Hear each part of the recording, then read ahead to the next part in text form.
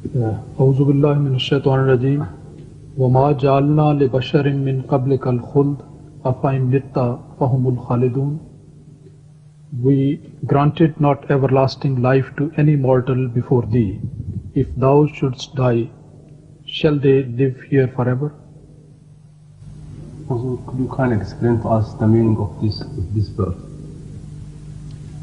In fact, this verse is utilized by Hazrat Muslim to prove the death of Jesus Christ here on earth.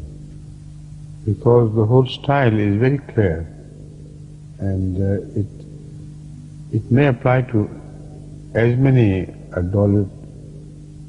imaginary gods as it may, but Jesus cannot live beyond the time of Muhammad as long as this verse remains in the Quran, and it will remain in the Quran forever. The word khuld can be differently translated by different scholars. Let them do as they like.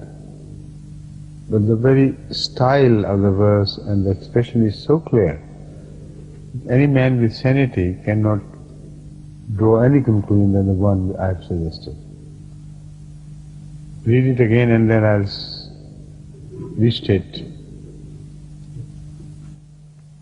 اعوذ باللہ من الشیطان الرجیم وما جعلنا لبشر من قبلک الخلد افإن مت فهم الخالدون.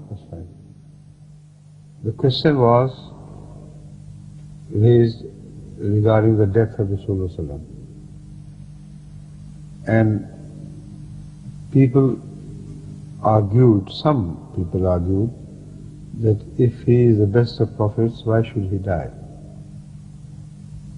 This was a background question which has been answered in this. It says that no man has been given khuld enough to live up to your time. If you die, then all the previous men, will they or some of them will continue to live after you? This is the very clear verdict of this verse. If all people before you have died, not one is exception. So, if you die, will they be continued to live on in future? Obviously not. So, if Jesus was a bashar, and he was a bashar, he must have died before the time of Rasulullah.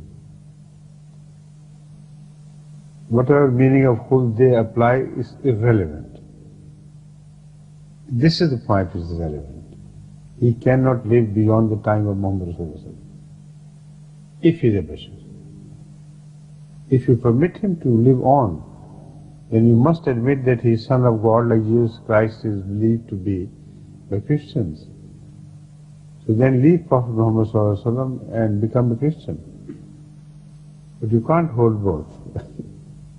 This is a very significant verse, and thank you very much for pointing it out.